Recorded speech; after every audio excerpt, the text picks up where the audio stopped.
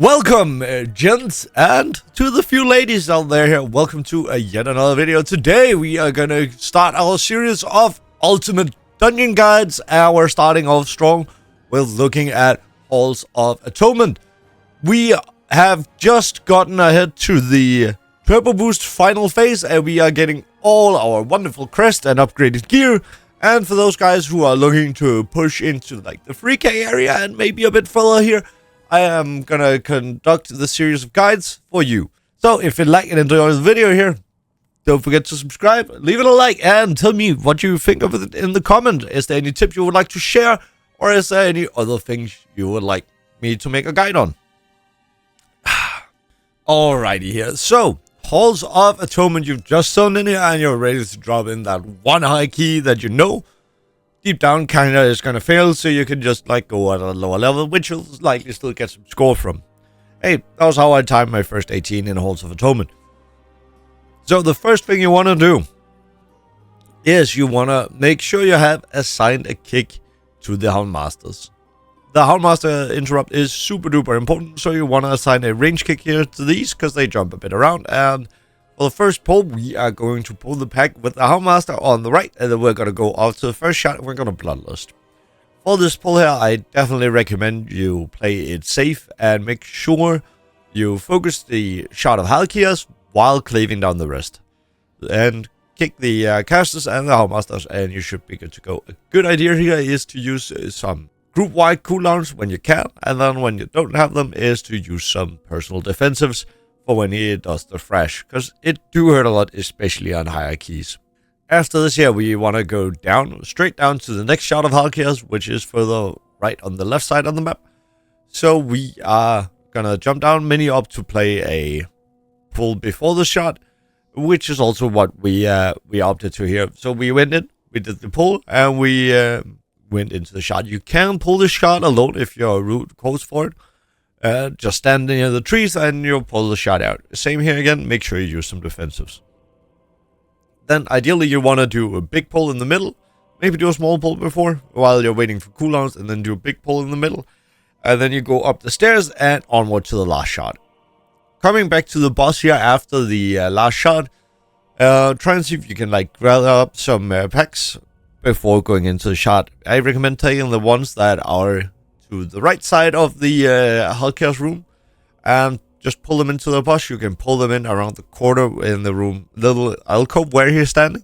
Pull them around the corner there so you don't have to worry about the castles. They'll all stack up nicely and you can cleave them down for free while fighting a Halkias. Obviously this requires some for your tank and make sure that he's staying alive and such. I can imagine if you're like going into 13s, 15s, this might be a bit new. But just test it out, see how it works. And if you are on the lower spectrum of the keys here, don't feel afraid to like split some of these guys up here. Many of the tips here are meant for like higher keys, like 18, 19s, but will also be very useful for lower keys, strangely enough. And then we're just going to cleave it down. We are going to play Halkias.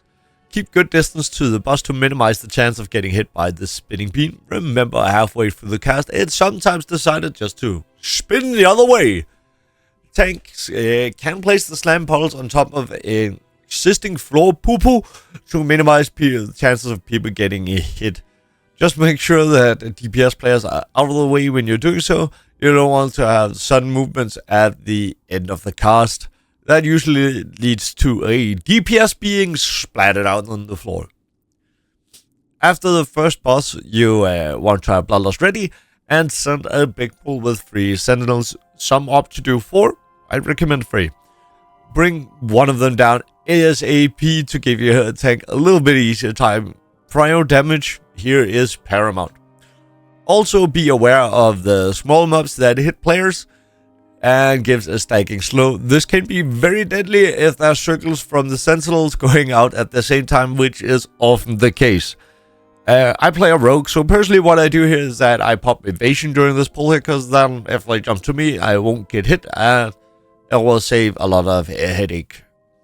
Stuff like blur and freedoms from the paladins here is also great, or anything that can break a slow really.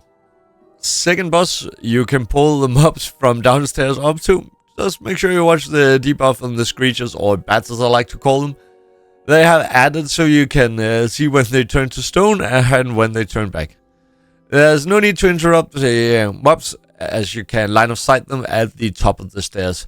Though you want to make sure to stop a cast if it goes off before you get to the top. Again here, preferably a ranged interrupt. And ideally, you want to play a couple of packs before going up to the second boss, unless you just want to make sure you slam it down alongside the boss. Up the boss, here you want to make sure you kill the ads somewhat at the same time, the little ads that she spawns. For the AoE damage they do as they turn to stone can hurt quite a bit, especially on large keys. Using a CD or personal defensives or group defensive here can save a lot of deaths, even when it's only a health pot or warlock cookie. You want to make sure here on the 19 key, all of those like going off or did more damage than an entire player's health pool and would definitely kill them. So you have to have something ready there, especially on high keys. Then the boss jumps onto the ads. The initial hit is physical, but the dot is magical. So if you want to immune this off, you can. Use a big defensive, as it hurts a lot on high keys and it will likely kill you in 2 to 3 ticks. So if you have a anti-magic shell or paladin bubble, this is a good place to use it. Especially due to there not being anything really useful for immunities in the next couple of pulls. After the second boss, a lot up to pull the mobs out of the room, which is fine. Though I do recommend just running in, and there is the Houndmasters, which needs to be interrupted. And then there is the other guys that randomly throws weapon at party members, which, if being targeted by multiple or combined with a shot from a Houndmaster, can easily clap someone. To prevent this, I recommend you CC the mobs with an interval, or just use the defensive skill like evasion. Blur, something, dodge, darkness here can also help to like just remove that damage completely. So there's no overlapping killing someone at the start of the pull, since that is where it's most likely to happen. Going into the third boss, you can pull the 4 mobs in the room to the boss for some free cleave. The best way to do this is just run straight through the room down the middle to not accidentally pull a bat. And either use the mobs for fun or just cleave them down for some free percentage. Third boss is very simple. Make sure your tanker near the canisters for your DPS to maintain uptime while the ghosts just walk into them. If you have a warrior tank, you want to make sure you let him deal with the cast from the boss, as you can spell reflect these for a lot of damage. Boss places some circles, pulsing dots on players, which can be magic dispelled. Try to dispel the ones that are on players who have the least defenses to deal with it.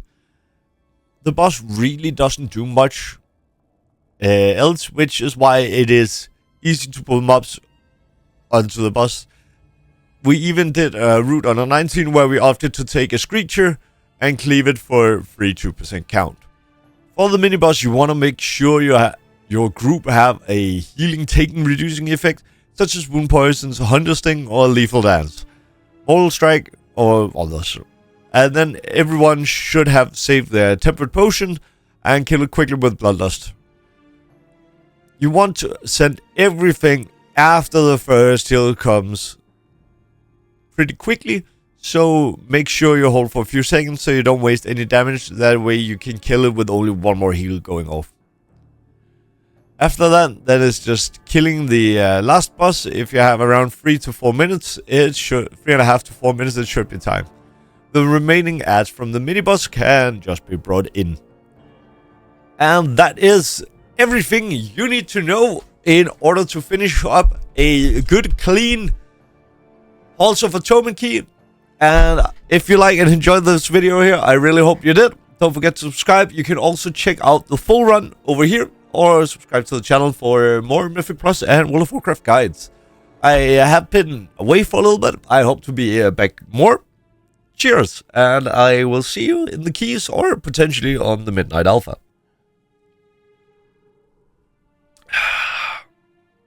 This really is a sweet mug, do you know? This is actually thought of us gamers. It fits an entire can of Monster just perfectly. That's a half a liter in. Cheers. And it's thermal, so it stays cold.